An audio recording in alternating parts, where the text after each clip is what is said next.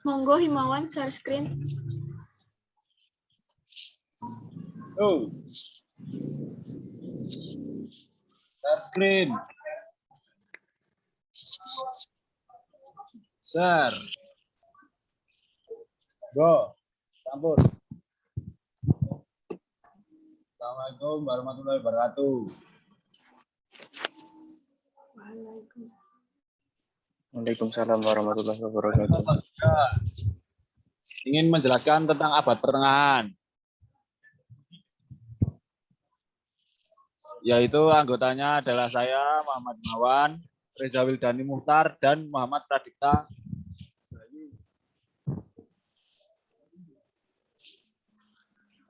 Ya, untuk Mas Reza silakan menjelaskan. Mas Reza. Ya.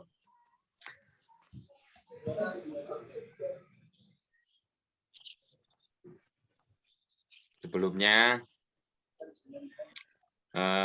saya buka lagi ya. Assalamualaikum warahmatullahi wabarakatuh.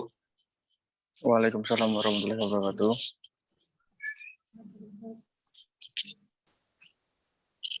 Yang terhormat Bapak Dana Tunjung Laksono, SP Sarjana Pendidikan, Magister Pendidikan, selaku pengampu mata kuliah Ilmu Negara, dan juga teman-teman mahasiswa PKN Universitas Muhammadiyah Surakarta.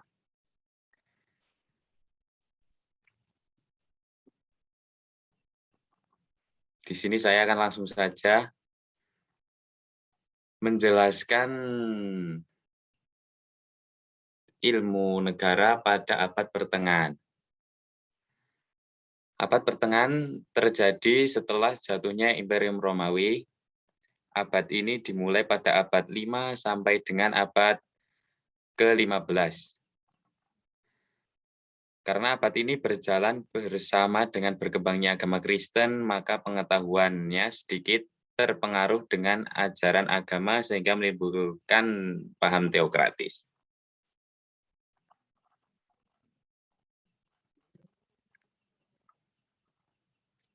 Nah, dengan runtuhnya peradaban bangsa Romawi, maka timbullah perubahan ketatanegaraan karena kekuasaan dipegang oleh agama Kristen.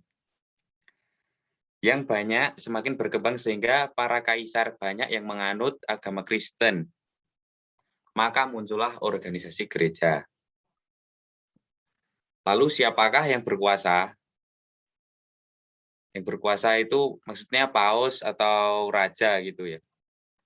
Kaum legis mengatakan tidak hanya gereja yang mempunyai tugas dan tujuan keadilan dan ketertiban umum, tetapi negara juga mempunyai tugas tersebut.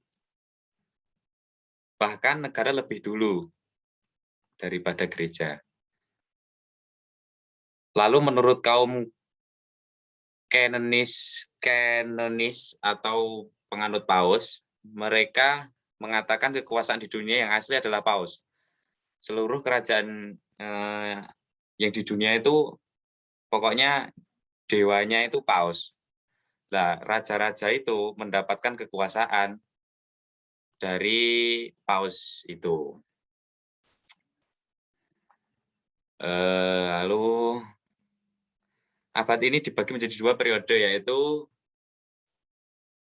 sebelum Perang Salib, abad 5 sampai 12, Augustinus Thomas Aquinas sebagai pemikir besarnya. Dan sesudah Perang Salib dengan Marsilius sebagai pemikir besarnya. Lanjut, Mas.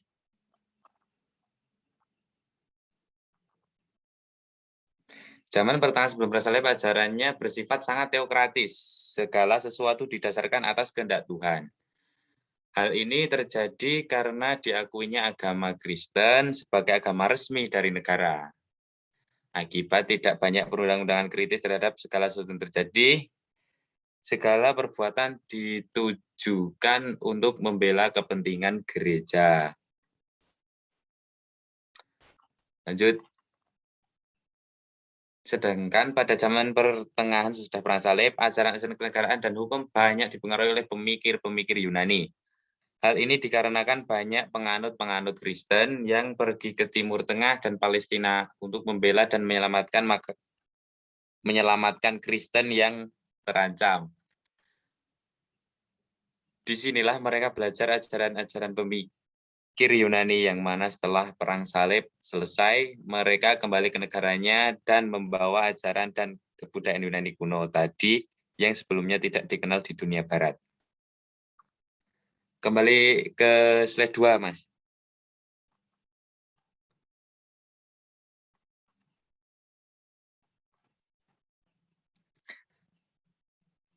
Sebelumnya.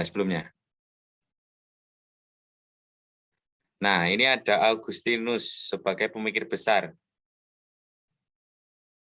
Augustinus sendiri memiliki pandangan terhadap negara. Yang pertama, kedudukan gereja yang dipimpin paus itu lebih tinggi daripada negara yang dipimpin oleh raja. Jadi yang seperti yang saya terangkan tadi, ada dua pendapat. Yang satu,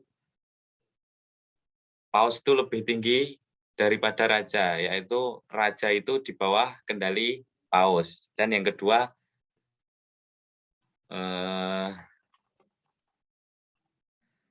gereja mempunyai tugas dan tujuan keadilan, ketertiban hukum, tetapi negara juga mempunyai. Jadi kayak sama aja. Lalu pendapat Augustinus yang kedua adalah tugas negara adalah memusnahkan perintah-perintah agama dan musuh gereja. Menurut Augustinus, terdapat dua macam negara, yaitu civitas Dei atau negara Tuhan, dan civitas terrena, negara iblis atau negara duniawi.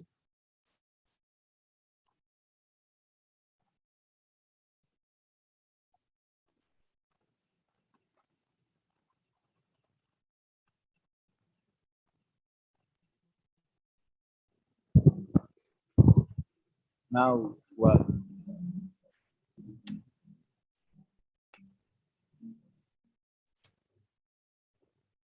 Perbedaan pandangan Augustinus, Thomas Aquinas, dan Marsilius terhadap keberadaan negara dan gereja. Augustinus, gereja lebih tinggi dari negara. Yang kedua, negara hanya sebagai alat memusnahkan musuh-musuh gereja. Lalu menurut Thomas Aquinas, yang pertama, negara dan gereja kedudukannya sama. Yang kedua, ada kerjasama antara negara dan gereja. Dan yang ketiga, negara mengurusi keduniawian dan gereja bidang kerohanian. Itu menurut Aquinas. Yang ketiga, menurut Marsilius. Pertama, negara lebih tinggi dari gereja karena negara lebih dulu ada daripada gereja. Yang kedua, negara terbentuk adanya perjanjian masyarakat. Yang ketiga, negara untuk menyelenggarakan perdamaian. Dan yang keempat, negara dapat membuat peraturan-peraturan hukum yang bersumber pada kekuasaan rakyat. Sekian presentasi yang dapat kami sampaikan. Kurang dan lebihnya kami mohon maaf. Assalamualaikum warahmatullahi wabarakatuh. Waalaikumsalam warahmatullahi wabarakatuh. Waktunya masih berapa, Mbak Email? Kalian presentasi baru 6 menit. Silahkan Ya, jika langsung ada saja pertanyaan. Semoga ini tidak ada pertanyaan ya. Saya izin bertanya. Siap. Ya, silahkan. Saya Priscilia Imelida Stefani, NIM.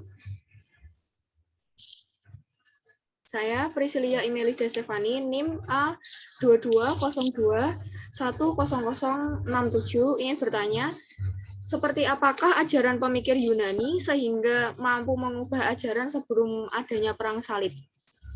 Terima kasih. Yuk, Mas Bisa- Dipta atau bisa Mas diulangi? Himawan. Bisa diulangi, Mbak?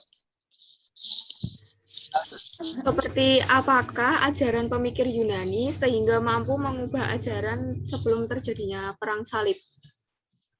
Nggak mampu. Sehingga mampu apa? Sehingga Tepat. mampu mengubah ajaran sebelum Ya. adanya perang salib.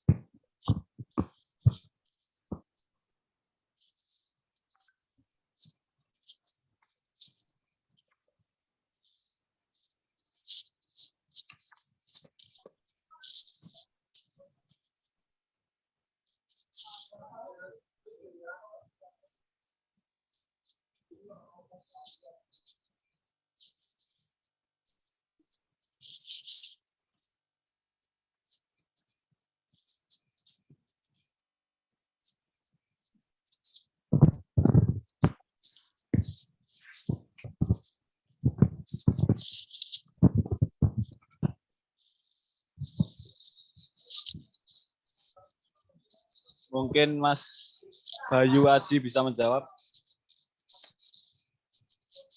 Sebentar. Saya belum bisa menjawab.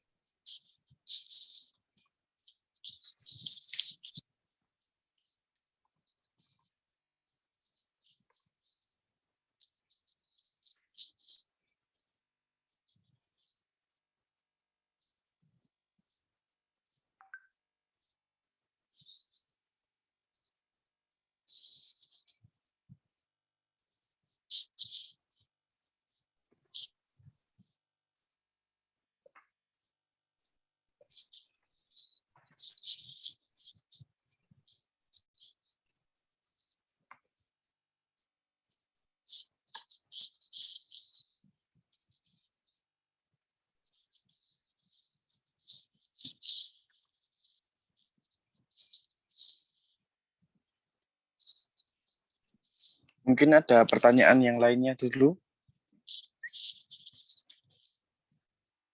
Ya, karena pertanyaan Mbak Email bagus sekali ya. Google pun nggak bisa jawab ini.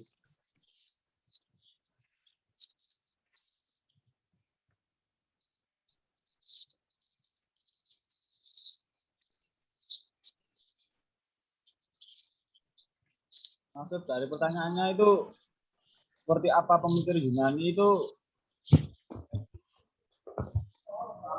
orangnya atau pola pikir filsuf Yunani tersebut? Ajarannya. Ya mungkin itu ada di zaman Renaissance atau Renaissance. Mungkin itu akan terjawab, Mbak, karena itu Eropa menuju masa kebangkitan. Kan itu tadi Yunani itu mikirnya setelah perang salib, bukan sebelum. waktu zaman gereja. Oh, iya. Itu kan ada sebelumnya itu zaman gereja yang menguasai paus, bukan orang-orang Yunani, bukan pemikir Yunani. Baru setelah perang salib ada pemikir Yunani yang kayak baru ada yang pemikir-pemikir menginspirasi baru. gitu. Iya, baru ada pemikir-pemikir baru. Lah itu mau masuk zaman itu tadi, kebangkitan Eropa tadi, Mbak, gitu. Kurang lebih. Soalnya di Google nggak ada ini, Mbak. Oh iya, terima kasih. Maaf ya, Mbak Email. Ya, nggak apa-apa. Kalau tidak puas. Karena saya juga masih belajar, Mbak. Mungkin ada pertanyaan yang lainnya. Waktunya masih banyak, masih sisa 3 menit soalnya. Ya, makanya ada pertanyaan yang lain mungkin. Ya Ini itu karena Mbak Afi pembahasan. itu. Apa Mbak Afi? Mungkin dari Mbak Kaning atau Mas Alfa mau bertanya. Atau Mbak Afi itu mau bertanya.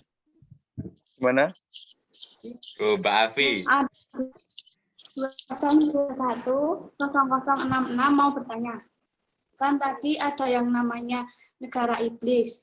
Nah, negara iblis itu negara yang bagaimana? Makasih.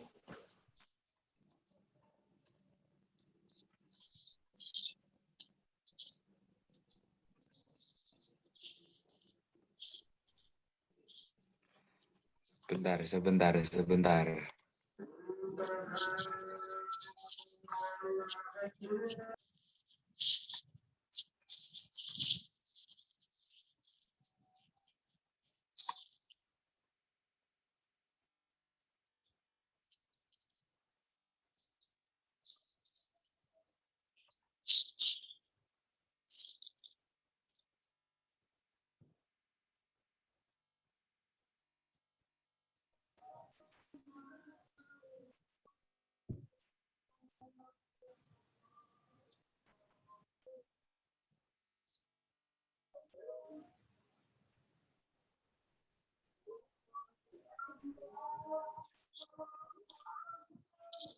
Mungkin ini karena azan, boleh diistirahatkan sebentar, Mbak.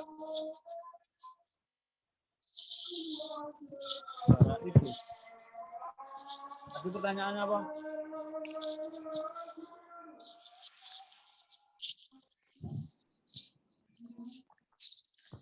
Ya, menjawab dari pertanyaan dari Mbak Afi tadi, negara iblis itu negara yang seperti apa? Negara iblis itu negara yang memikirkan duniawinya, seperti itu. Terus, sistem negara iblis ini banyak menyusahkan rakyat dan negara yang dipimpinnya, karena penguasanya tidak bisa mencapai hakikat dari visi misi sebuah negara tersebut. Terima kasih, sudah dipahami? Bisa. Terima kasih Mbak Afi. Afi. Mungkin ada pertanyaan selanjutnya. Waktunya udah habis, Mas. Oh ya udah. Sudah. Alhamdulillah. Alhamdulillah. Demikian presentasi Mungkin dari ada kelompok 3. Kami ucapkan terima kasih. Wassalamualaikum warahmatullahi wabarakatuh. Waalaikumsalam Waalaikumsalam warahmatullahi wabarakatuh. Nah, ini nilainya. Silahkan Himawan menjadikan host bagi yang mau share screen. Siapa ini? Dia detektif host.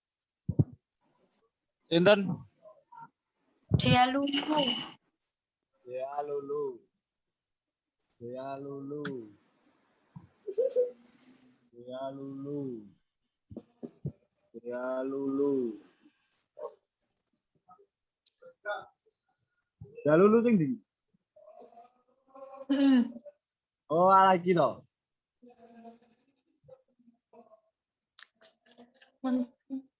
Pada zaman renang saja. Go. Sampun.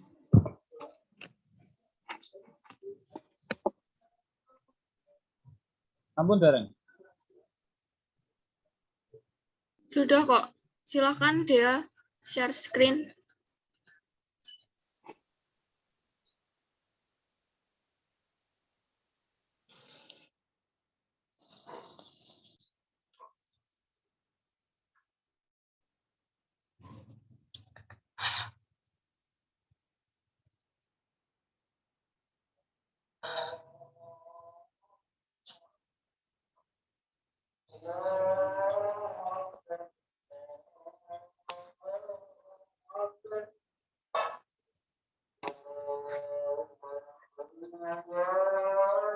Enak suara azan nih gue.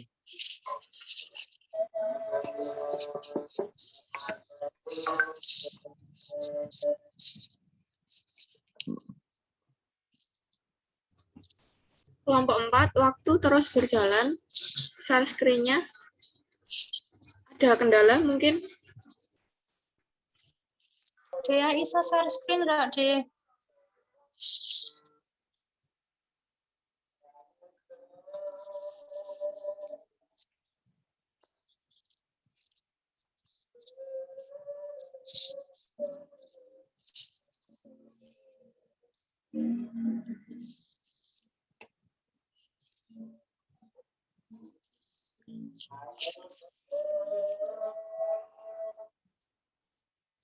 Kok rekam loh, Jan? Ya, recording in progress. Mungkin bisa digantikan jika ada kendala, digantikan anggota yang lain, mungkin.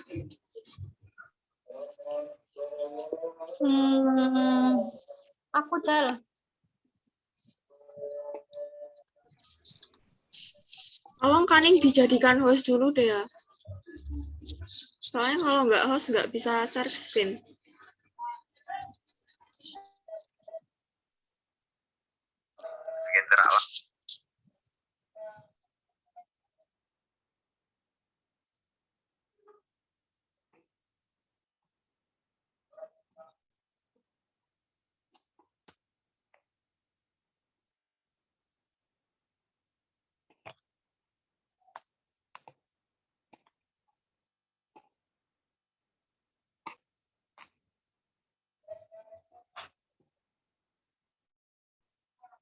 Bentar, ada kendala dikit.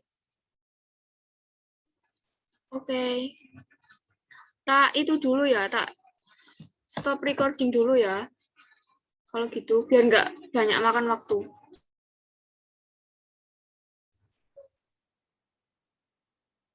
Bismillahirrahmanirrahim. Assalamualaikum warahmatullahi wabarakatuh. Perkenalkan, saya Rahayu Ningsih, NIM A220210061 dan saya dari kelompok Zaman Renaissance. Dan beserta dua teman saya yaitu Dea Lulu Amira dengan NIM A220210062 dan Srianti Rina Febriana dengan NIM A22021063. Yang pertama, langsung saja pada materinya. Zaman Renaissance.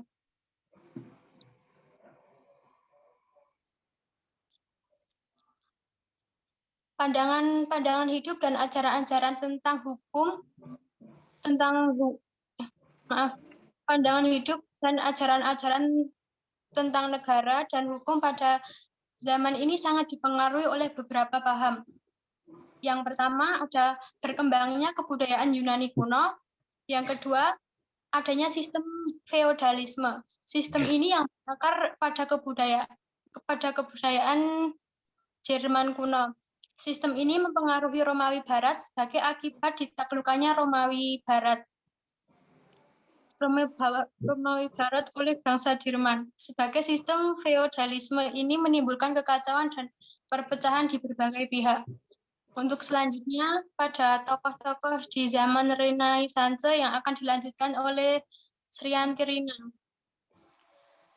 Niccolo Machiavelli, ajaran tentang negara dan hukum dalam buku The Principe, yang artinya Sang Raja atau buku pelajaran untuk raja. Buku ini dimaksudkan untuk dijadikan tuntutan atau pedoman bagi para raja dalam menjalankan pemerintahannya, agar raja dapat memegang dan menjalankan pemerintahan dengan yang menggantikan ajaran-ajaran dari zaman abad pertengahan yang bersifat teologis adalah suatu ajaran yang bersifat kosmis, naturalistis, suatu realisme modern yang berdasarkan atas ajaran-ajaran kuno, khususnya dari praktek pemerintahan bangsa Romawi.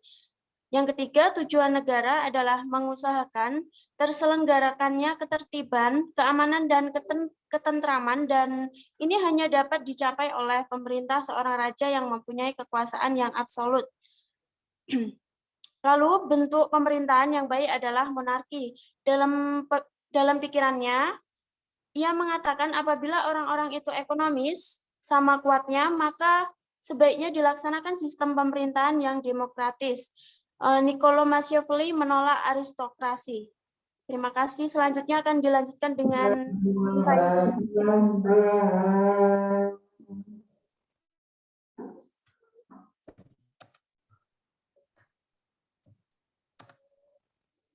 Oke, selanjutnya yaitu Thomas Morus menerbitkan buku bertema roman kenegaraan yang berjudul De Optimo Republicae Statu Decup Nova Insula Utopia, tentang suasana pemerintahan yang paling baik dan tentang pulau yang tidak dikenal yang dinamakan negara entah berantah atau dengan singkat disebut Utopia. Buku Utopia dibagi menjadi 2 bagian, yaitu buku pertama belum menggambarkan model yang dimaksud, melainkan baru menggambarkan keadaan yang menyebabkan serta mengilhami Thomas Morus dari menciptakan negara modelnya, yaitu keadaan di mana rakyat mengalami tekanan-tekanan baik dari raja maupun para bangsawan yang menyebabkan kesengsaraan rakyat, terutama dalam lapangan ekonomi. Buku kedua menggambarkan negara model yang dihayalkan oleh Thomas Morus bahwa keadaannya di utopia lain.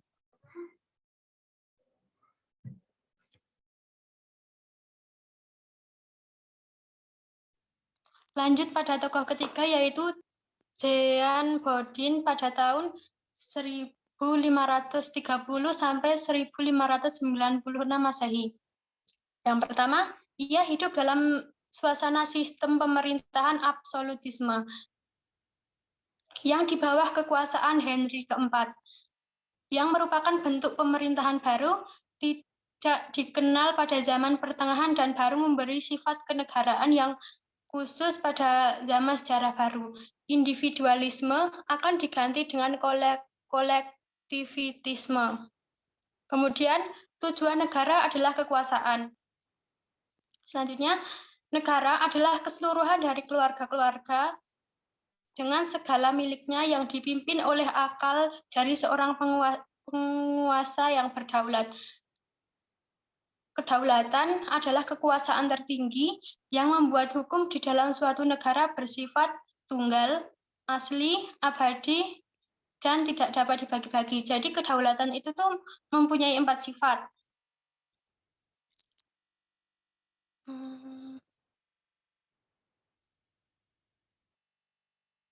Mungkin hanya itu yang dapat saya sampaikan. Pada teman-teman mungkin ada yang ingin ditanyakan. Saya beri kesempatan 3 penanya. Ya.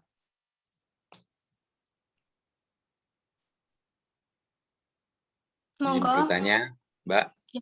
Perkenalkan, saya Reza Uzuli Muhtar dengan NIM A22021-0060. Yang ingin saya tanyakan adalah bahwa zaman Renaissance itu adalah zaman yang sangat membawa pengaruh besar pada saat zaman itu atau kepada dunia. Menurut Anda, apa yang paling berpengaruh dari zaman itu, dari zaman Renaissance? Karena zaman itu merupakan membawa pengaruh-pengaruh yang sangat banyak. Terima kasih. Ada lagi?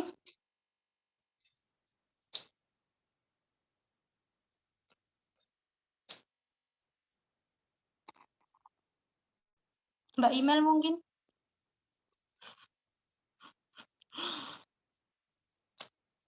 Mbak Isma mau tanya nggak, Mbak?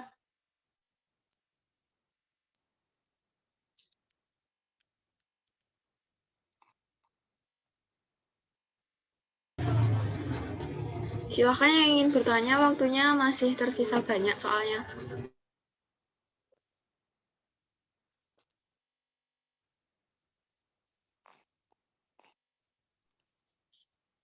Dari Mas Reza.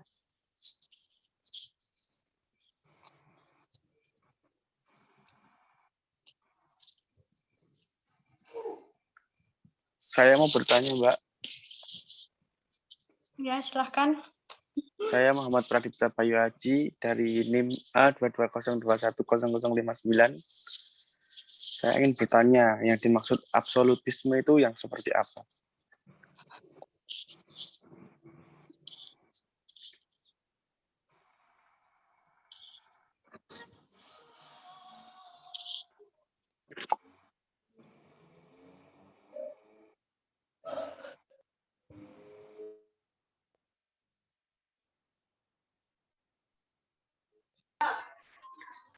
Saya izin bertanya.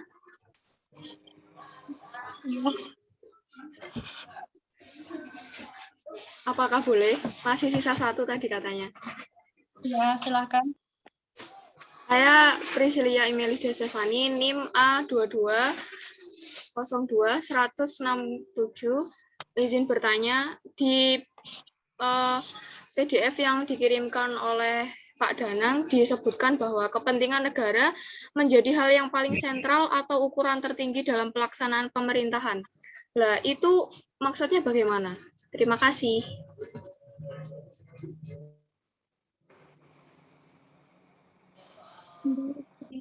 Kami waktu untuk Google, Mbak. Ya, siap.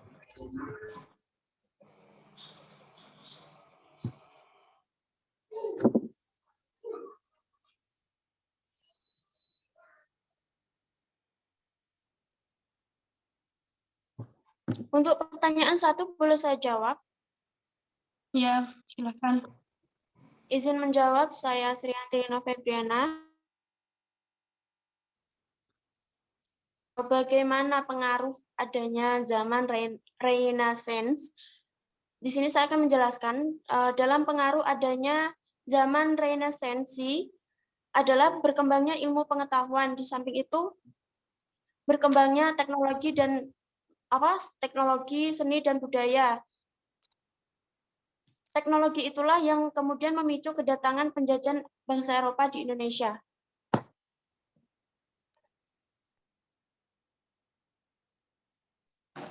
Terima kasih. Terima kasih, Mbak.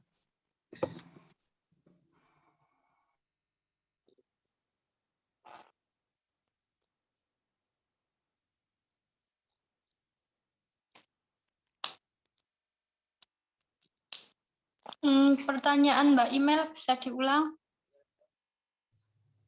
Baik, di PDF yang dikirimkan oleh Pak Danang disebutkan bahwa kepentingan negara menjadi hal yang paling sentral atau ukuran tertinggi dalam pelaksanaan pemerintahan.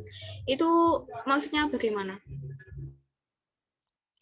Bismillahirrahmanirrahim. Saya ingin menjawab dengan sedikit pengetahuan saya.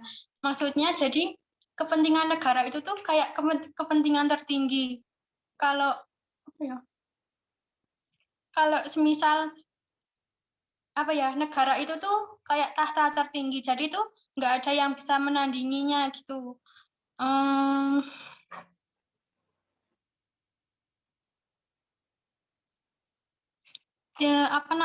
Negara itu kan yang tujuan dari negara tersebut adalah kekuasaan. Jadi negara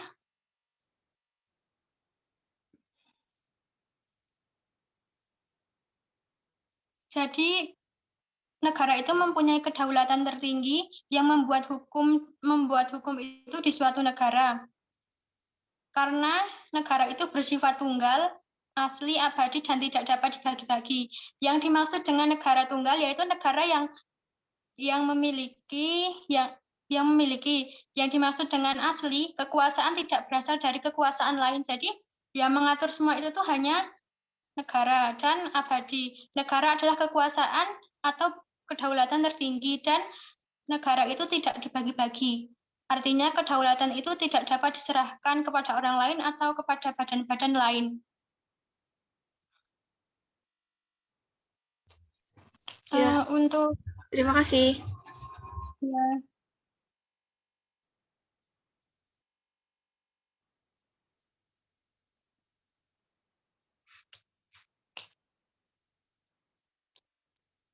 Mohon izin mengingatkan waktunya tinggal 2 menit. Terima kasih. Ya. Mbak Dea atau Mbak Rina bisa menjawab pertanyaan dari Pradipta mungkin? Saya izin menjawab untuk pertanyaan kedua mengenai apa sih yang dimaksud dengan pemerintahan yang absolut itu. Di sini pengertian pemerintahan yang absolutisme itu adalah di mana orang-orang dituntut untuk setia dengan seorang penguasa tanpa mempersoalkannya. Gitu. Terima kasih. Ya, mungkin itu yang dapat kami sampaikan dari kelompok 4. Apabila ada kesalahan, mohon maaf dan cukup sekian. Billahi taufiq wal hidayah. Wassalamualaikum warahmatullahi wabarakatuh. Waalaikumsalam warahmatullahi wabarakatuh.